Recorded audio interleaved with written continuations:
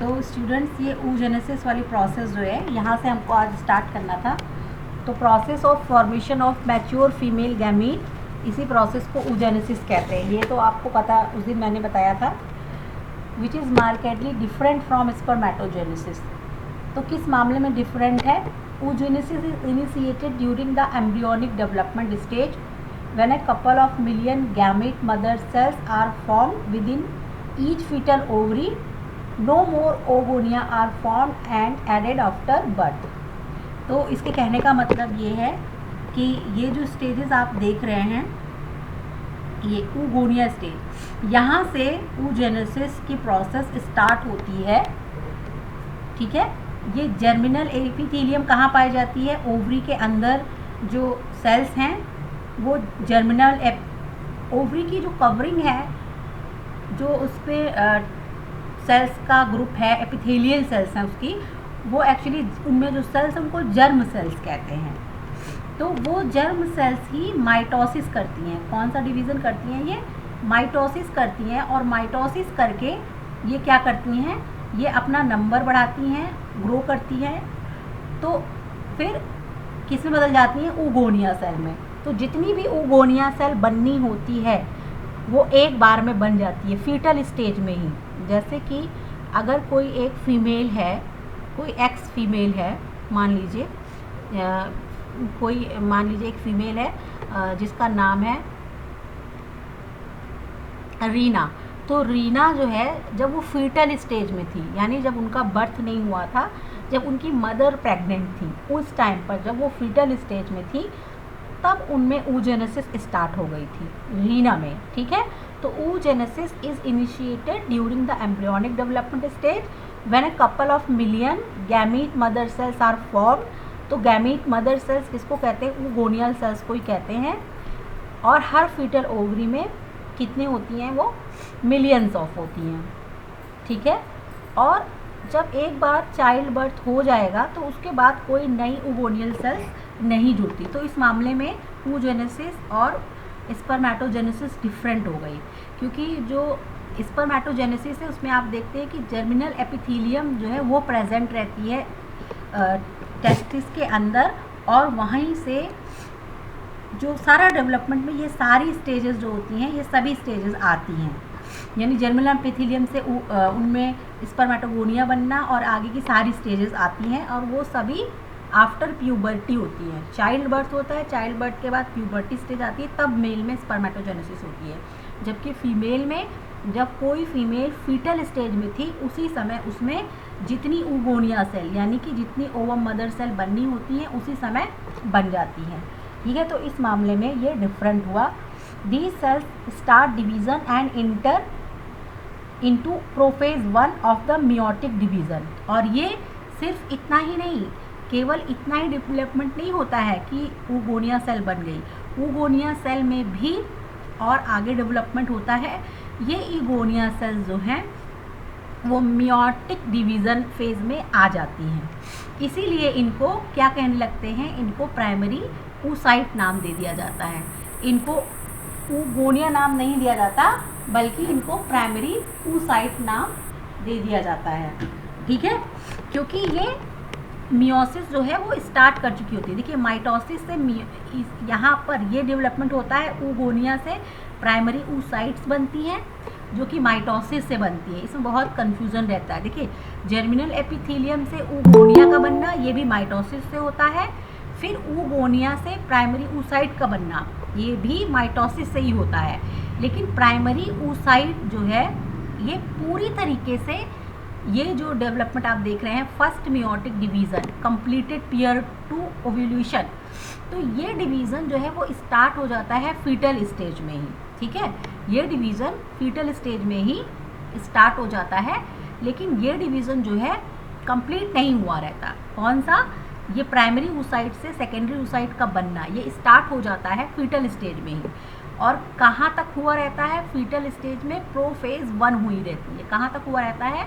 Prophase 1 तक fetal stage में हुआ होता है। ठीक है, और इसी स्टेज में प्रोफेज 1 में जब रहती है प्राइमरी oocyte, उसे कहते हैं, उसी स्टेज में चाइल्ड बर्थ होता है। ठीक है, तो ये जो प्राइमरी oocyte है चाइल्ड। साथ ही साथ ये अब और एक और डेवलपमेंट होता है कि ये प्राइमरी oocyte सिर्फ प्राइमरी oocyte के रूप में बनी हुई नहीं रहती है, इसके चारों ओर कुछ फॉलिकुलर सेल्स की लेयर भी बन जाती है, एक सिंगल लेयर बनी रहती है। ये जितनी भी oocyte सेल्स होती हैं वो अकेले ऐसे नहीं रहती हैं, ये oocyte सेल्स के साथ ये फॉलिकुलर सेल्स भी इनके साथ में रहती हैं। तो इस स्ट्रक्चर को, स्पेसिफिक स्ट्रक्चर ये जो मिला, जिसमें अंदर की तरफ जो सेल है जिसका नाम प्राइमरी oocyte है, और जो बाहर की तरफ ये जो सेल्स का एक लेयर है जिन्हें हम क्या कहते हैं, फॉलिकुलर सेल्स कहते हैं। इन सेल्स को क्या कहते हैं हम, फॉलिकुलर सेल्स कहते हैं। तो ये जो फॉलिकुलर सेल्स हैं ये क्या है, इनको मिलाकर इस स्ट्रक्चर को अब कहा जाता है प्राइमरी फॉलिकल। क्या कहा जाता है, इस स्ट्रक्चर को कहा जाता है प्राइमरी फॉलिकल। तो जो चाइल्ड बर्थ होता है वो इसी स्टेज में होता है जिसको हम कहते हैं प्राइमरी फॉलिकल स्टेज। ठीक है, तो ये इम्पॉर्टेंट है। तो अब ये आपको हार्मोनल रोल भी इसके साथ साथ यहीं पर समझ लेना है कि ये जो प्राइमरी फॉलिकल है इसमें जो फॉलिकुलर लेयर्स बनी हुई हैं और ये अंदर जो oocyte है इसका जो डेवलपमेंट हो रहा है, ये पूरा डेवलपमेंट किस हार्मोन के कंट्रोल में होता है, ये पूरा डेवलपमेंट एक हार्मोन है जिसका नाम होता है FSH। और हमने देखा था FSH का रोल स्पर्मेटोजेनेसिस में भी था, लेकिन वहाँ पर इसका काम, स्पर्मेटोजेनेसिस में इसका काम क्या था, ये केवल क्या कराता था, स्पर्मेटिलियोसिस कराता था, यानी स्पर्मेटिड को स्पर्मेटोजोआ में बदलवाता था FSH हार्मोन। यहाँ ये क्या करता है, ये FSH हार्मोन ये डेवलपमेंट स्टार्ट करवाता है। पहले फीटल स्टेज में ये जो पूरा डेवलपमेंट है कि यहाँ फॉलिकल सेल्स का बनना और अंदर ये इनका बनना, और इसके आगे भी जो डेवलपमेंट होगा सेकेंडरी oocyte का बनना और ये फिर मैच्योर ओवम का बनना, ये सब कुछ कौन करवाता है, ये सारा डेवलपमेंट करवाता है FSH हार्मोन। ठीक है, और जब ये एक बार ओवम मैच्योर हो जाता है, और तो ये आप देख रहे हो कि ये ओवम कहाँ था, फॉलिकल सेल के अंदर था। ये देख रहे हो आप, ये अंदर ओवम, यही ओवम चाइल्ड बर्थ के टाइम पर किस स्टेज में रहता है, प्राइमरी oocyte के स्टेज में रहता है। और प्यूबर्टी आने पर, ये देखिए फर्स्ट एट प्यूबर्टी आने पर जब फर्स्ट मेंसेस होता है तब उस समय ये कंप्लीट ओवम में बदल जाता है। और ये जो कंप्लीट ओवम में बदलता है तो ये ओवम ही ओवरी से रिलीज़ होता है। इस ओवम का ओवरी से रिलीज़ होना क्या कहलाता है, ओव्यूलेशन कहलाता है। ये कौन काम करवाता है, ये काम करवाता है एक और हार्मोन है जिसका नाम है क्या, LH। तो ये दो हार्मोन हुए LH और FSH, ये दोनों कौन से हार्मोन है, पिट्यूटरी, एंटीरियर पिट्यूटरी के हार्मोन्स हैं। तो ये LH और FSH जो दोनों हार्मोन है ये पिट्यूटरी के हार्मोन्स हैं। तो यानी कि पिट्यूटरी ग्लैंड का इन्वॉल्वमेंट आपको समझ में आ रहा है इसमें। तो आप देखिए यहाँ पर समझ सकते हैं कि जो ये एंटीरियर पिट्यूटरी है इसका इम्पॉर्टेंट रोल है किसमें, oogenesis में। तो ये एंटीरियर पिट्यूटरी से दो हार्मोन निकल रहे हैं, तो इन्हीं को कहा जाता है, इन हार्मोन को ही कहा जाता है गोनेडोट्रोपिन्स कहा जाता है। ठीक है, ये हार्मोन का नाम क्या हुआ, गोनेडोट्रोपिन्स।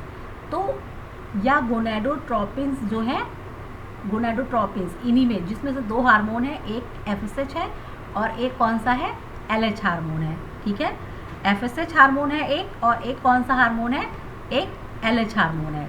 तो ये FSH जो है और दूसरा जो क्या है वो LH है। ठीक है, अब ये एंटीरियर पिट्यूटरी कैसे इनिशिएट होती है, तो इसको भी मैसेज मिलता है किससे, इसको मैसेज मिलता है हाइपोथैलेमस से। किससे मैसेज मिलता है, हाइपोथैलेमस से, जो किसका हिस्सा है, ब्रेन का हिस्सा है।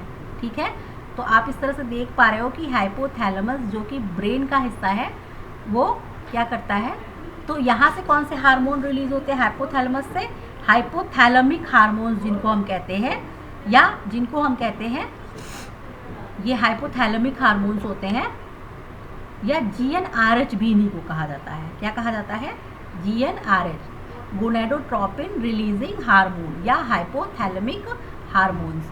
ये कहाँ से रिलीज हुए, हाइपोथैलेमस से। कहाँ काम किया, एंटीरियर पिट्यूटरी को एक्टिवेट किए, तो इसने FSH और LH रिलीज़ किया, जिसमें से FSH ने ये पूरा काम करवाया, यानी ओवरी में जा कर के, और LH ने क्या करवाया, LH का क्या काम था, और LH ने अकेले क्या एक काम करवाया, LH ने ओव्यूल्यूशन करवाया, यानी ओवम को रिलीज़ करवाया, ठीक है, ये काम LH ने करवाया, ठीक।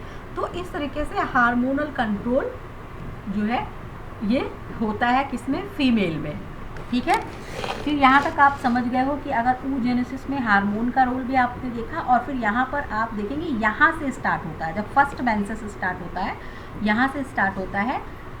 फीमेल जब 9 to 14 ईयर्स की एज ग्रुप में रहती है, उस टाइम पर क्या होगा कि उसमें जो प्राइमरी oocyte है वो कहाँ अरेस्ट है, मियोसिस में प्रोफेज 1 अरेस्ट है।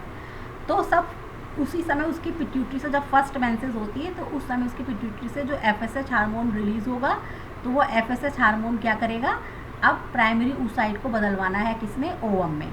तो इसके लिए ही क्या करता है, जो 28 डेज़ का पीरियड रहेगा उसमें फर्स्ट 14 डेज़ और लास्ट 14 डेज़ में जो जो एक्शंस होते हैं, उनमें से फर्स्ट 14 डेज़ में 1 2 3 4 5 ये मेंस्ट्रुअल फेज़ वाले जो है, इसके बाद की स्टेज जो होती है यानी कि फर्स्ट आप कहेंगे 11 से लेकर के 14 तक या 13 तक की आप कहोगे, 6 से लेकर के 13 तक के जो डेज़ होंगे यहाँ तक के, इसमें ये जो काम है, ये काम FSH हार्मोन करवाता है, प्राइमरी oocyte को ओवम में बदलवाता है। यानी कि हमेशा एक बार जब मेंस्ट्रुएशन हो गई, मेंस्ट्रुएशन का मतलब है कि जो ओवम रिलीज़ हुआ था वो अब बॉडी से वॉश आउट हो गया है, और जो यूट्रस की मेम्ब्रेन है उसमें जो लाइनिंग थी वही टूट टूट कर मेंस्ट्रुअल ब्लीडिंग के रूप में रिलीज़ होती है। उसके बाद एक नया साइकिल ओवम का एक नया मैच्योर होना शुरू होता है, और फिर ये जो 14th डे पर ओव्यूलेशन है, यानी ओवम का रिलीज़ होना है, ओव्यूलेशन, ये कौन काम कराता है, ये काम कराता है LH हार्मोन, ठीक है।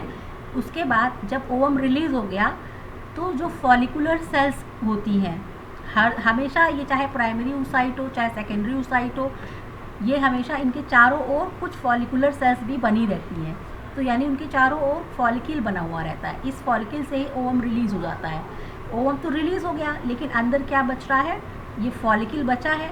तो ये फॉलिकल ही जो है इन 14 डेज़ में क्या होता है, इसमें भी चेंजेस होते हैं, और साथ ही साथ जो फीमेल का यूट्रस होता है उसमें भी चेंजेस होते हैं। यूट्रस की लाइनिंग जो है वो थिकनिंग होने लगती है, यूट्राइन लाइन थिकन होने लगती है, वो चेंज होता है। तो दो चेंज हुए, एक ओवेरियन चेंज हुआ और एक यूटराइन चेंज हुए, और यहाँ पर पिट्यूटरी ग्लैंड से रिलेटेड चेंज होता है और ओवरी से रिलेटेड चेंज होता है।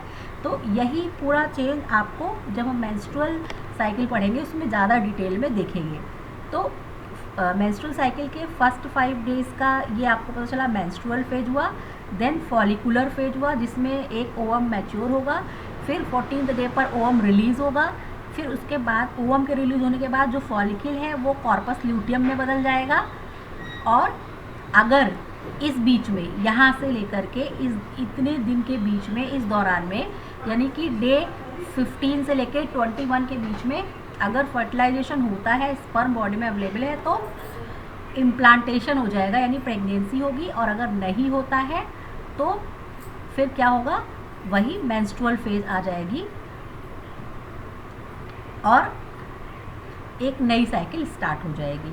ठीक है, तो ये आपको अभी